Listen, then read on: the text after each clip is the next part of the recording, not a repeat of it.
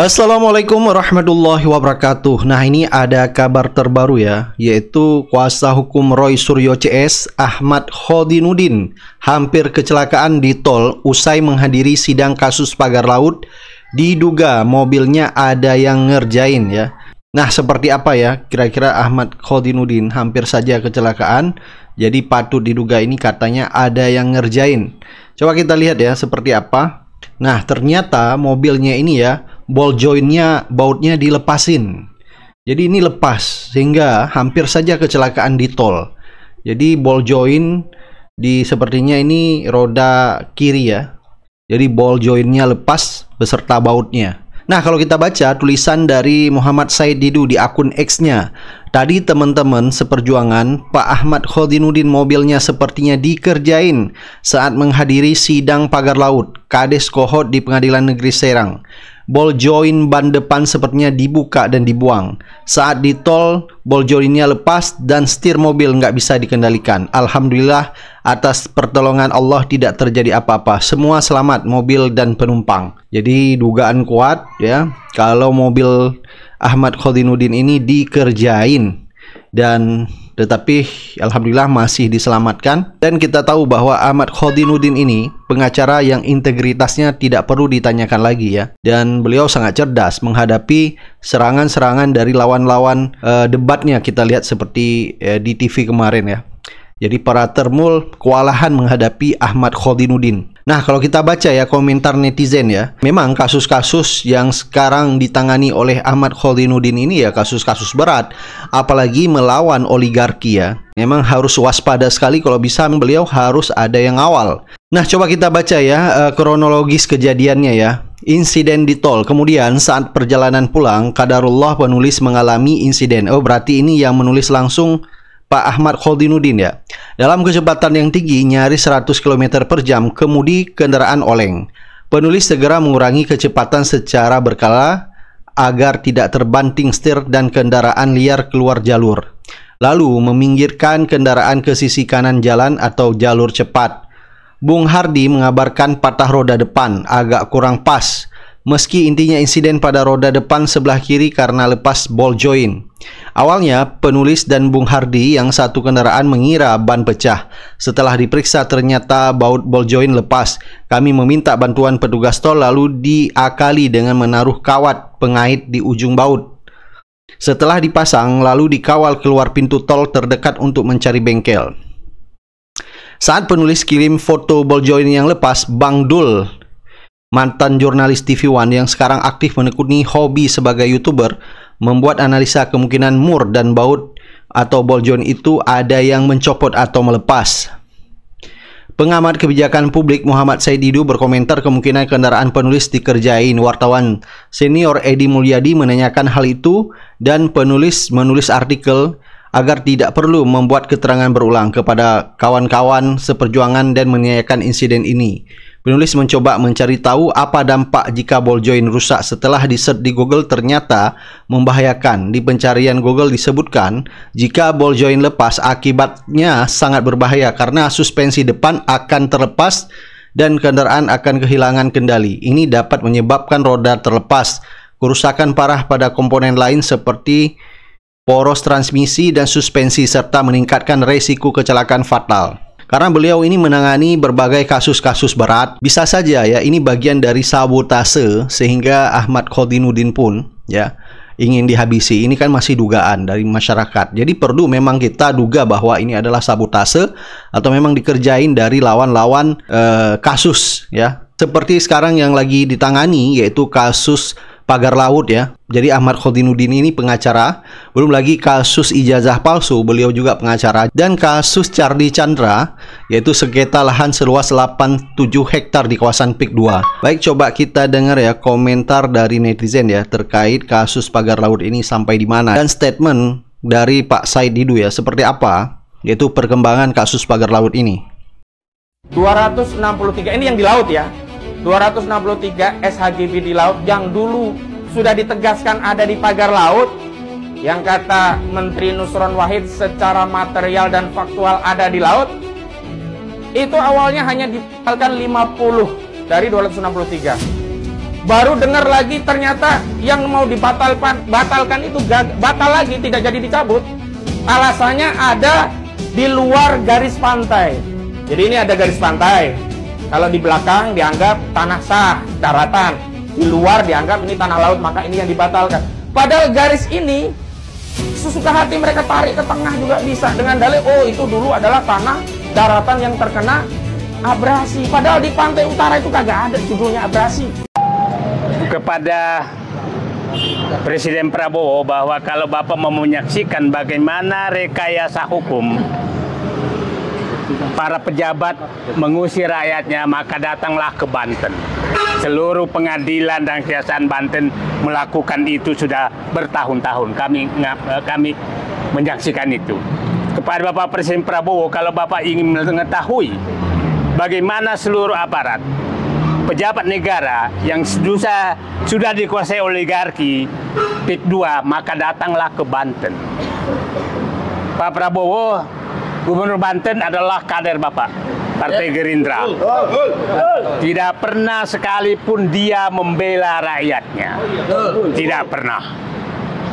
Dia melihat rakyatnya digusur, dikriminalisasi, dipenjarakan oleh Aguan dan kawan-kawan. Itulah kader Bapak, Partai Gerindra. Tidak pernah membela sekalipun.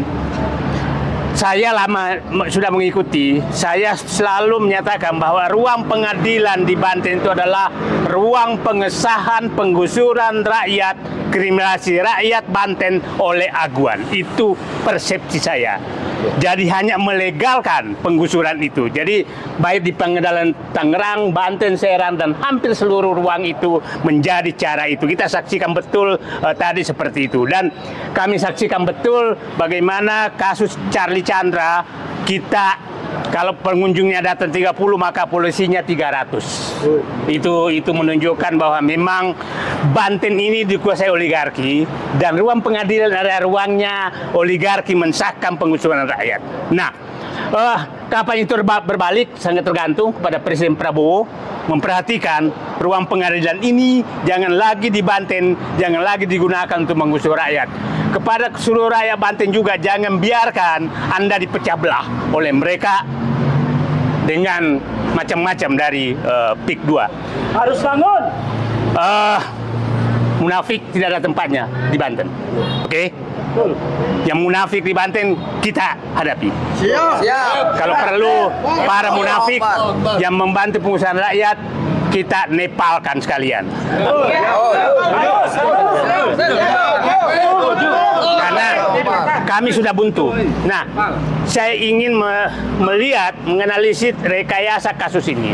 Kita tahu, satu, saya menganggap Arsin hanya satu pion yang mau dikorbankan dari sekian 31, dari sekian kepala desa, nanti Pak Holi yang tahu persis. Yang kedua, Arsin ini memang yang paling banyak spanduknya dulu pasang nama saya di Arsin ini, Kohot ini. Dan saya berkali-kali diusir oleh preman di Kohot ini lah. Jadi berkali-kali saya mengalami itu, tapi kami nggak pernah sekendor menghadapi.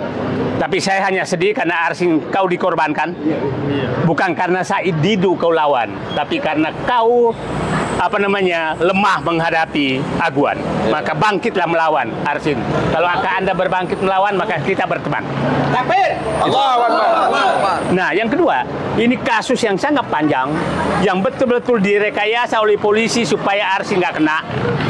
Tapi sepertinya ada jendela kejaksaan, karena ini kejaksaan yang kerjain, bukan pidana korupsi, bukan pidana yang lain. Tapi sepertinya berpindah rekayasa itu dari polisi ke kejaksaan oleh Aguan. Sampai orang bilang ke saya, kau harusnya tuh dapat uang. Kenapa saya dapat uang? Karena teriakan kamu, bayaran mereka penegak hukum ini makin naik. oleh PIK 2. Siapa tahu setelah kami bicara ini, itu dapat lagi, naik lagi tawarannya. Dan yang menyampaikan ke saya itu adalah bekas penyidik bintang 3. Harusnya kau dapat uang banyak dari mereka. Kenapa? Tarif mereka makin naik. Ya, siapa tahu nanti foto-foto mereka juga sudah yang apa namanya, yang ini sudah naik semua. Jaksa, polisi, aparat itu katanya naik pangkat dan naik bayaran. Nah, itu yang setelah itu terjadi, saya lanjutkan. Setelah gagal itu dimasuk dan ditunggu sekian lama sehingga saya kemungkinan besar ada rapat khusus bagaimana menyelamatkan PIK 2. Setelah aman semua, termasuk Menteri ATR Nusron Wahid yang awal sekali menyatakan bahwa kami akan sita itu, ternyata ujungnya adalah mengembalikan.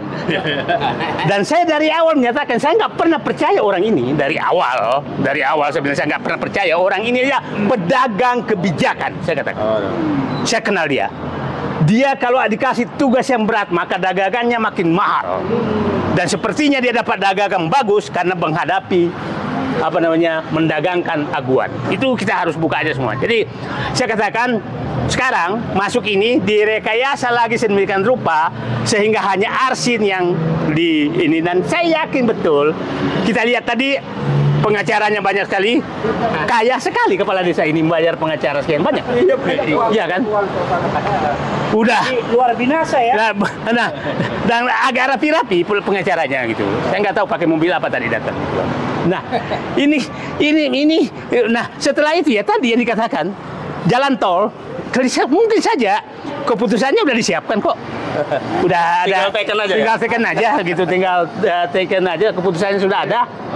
Dan dugaan saya keputusannya bahwa itu ujungnya kira-kira adalah kelalaian. Kelalaian dan ujungnya bahwa tanah sudah dikembalikan maka dibebaskan. Kira-kira itu ataupun ditahan nanti ditahan 3 bulan, sebulan maka dihukum setahun maka langsung bebas hari itu juga.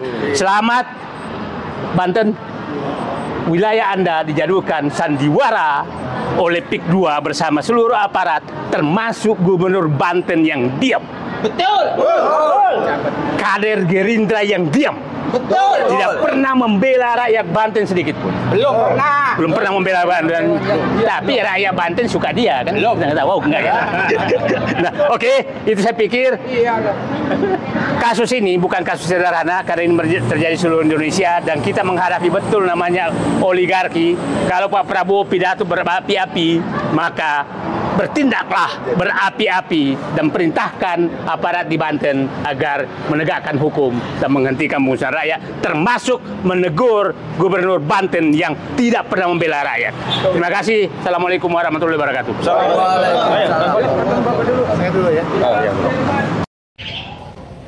Jadi saya mengutip apa yang disampaikan oleh Aguan. Kalau Aguan mengakui ada mafia tanah di bawah dan hari ini pun mengakui misalnya ada masalah dalam proses pembebasan lahan, jadi keduanya baik Aguan ataupun Antoni Salim tidak bisa cuci tangan dengan menyatakan itu kesalahan ada di bawah. Karena pada akhirnya tanah ini menjadi asas produksi bagi industri properti yang dikelola oleh Pantai Indah Kapuk II. Nah, saya menyebut bahwa kejahatan terhadap perampasan tanah ini bersifat TSM, meminjam istilah yang umum digunakan dalam sengketa di Mahkamah Konstitusi. Terstruktur karena melibatkan banyak pejabat-pejabat, dari pejabat desa, pejabat di kecamatan, pejabat di BPN, pejabat di Pemda, bahkan sampai kementerian dan lembaga. Karena modus operandinya adalah dengan merampas menggunakan sarana hukum, yakni menerbitkan sertifikat-sertifikat untuk merampas tanah rakyat atau ditempatkan di laut dan pantai yang kemudian diklaim menjadi milik mereka. Jadi pemagaran laut adalah prakondisi untuk menguasai secara de facto tanah-tanah itu untuk industri properti mereka, di mana secara de jure-nya tanah-tanah itu sudah dikuasai oleh mereka. Sistematis, karena proses perampasannya tidak hanya di bibir pantai atau tidak hanya di laut, tidak hanya di darat, tetapi seluruh wilayah yang sudah masuk peta tapak pengembangan bisnis mereka itu dirampas. Ya, ada tanah rakyat yang umumnya di daratan dan sebagian di dekat pantai, ada tanah negara mayoritasnya di pantai dan di laut, termasuk di sungai-sungai yang diuruk dan jalan dan segala fasilitas publik yang pengelolaannya oleh negara. Dan ini semua adalah tindakan yang sangat tersistematis dan terakhir masif. Jadi kepada Antoni Salim, saya imbau kepada saudara untuk segera hangout dari bisnis ini dan saya pastikan bisa berhenti. Tetapi kalau bisnis ini tetap jalan, berarti Anda pasang badan. Berarti Anda punya andil terhadap penderitaan perampasan tanah rakyat yang terjadi di Republik ini. Dan terakhir, kepada negara. Sebenarnya tidak perlu lagi kami ini bersuara. Karena memang fungsi, tugas, dan tanggung jawab untuk melayani, melindungi rakyat itu ada pada negara. Nunggu berapa lama lagi? Pemerintah. Nunggu argumentasi apa lagi pemerintah untuk bertindak? Nunggu penderitaan yang macam apa lagi sampai keluar keputusan untuk membatalkan status PSN dan segera menghentikan proyek P2 milik Aguan dan Antoni Salim ini? Saya tanya itu. Apakah menunggu banyak rakyat yang menderita lagi atau banyak rakyat yang celaka lagi gara-gara kendaraan proyek P2 yang sudah memakan korban hingga jiwa? Atau menunggu pemagaran laut itu bukan hanya 30 km tapi menunggu seluruh bibir pantai di wilayah kedaulatan negara Republik Indonesia dipagari dan berubah menjadi negara kesatuan Republik Aguan? Apa menunggu begitu? Kalau sudah itu yang ditunggu, maka sekali lagi ini benar-benar apa yang disampaikan oleh Pak Surip, benar-benar ini terjadi ya, kejahatan korporasi dan negara yang bersimbiosis atau yang disebut dengan SCC ya.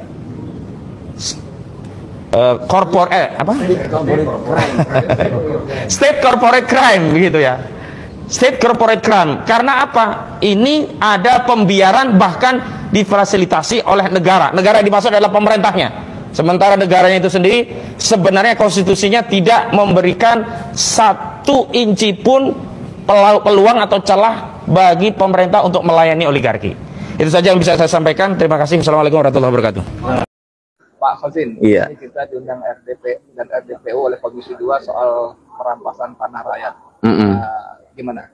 Ya, jadi kronologisnya begini. Di Desember 2024 yang lalu, pasca kami mengajukan gugatan dan terdaftar di Pengadilan Negeri Jakarta Pusat, memang kami mengajukan permohonan audiensi ke Komisi 2 DPR RI.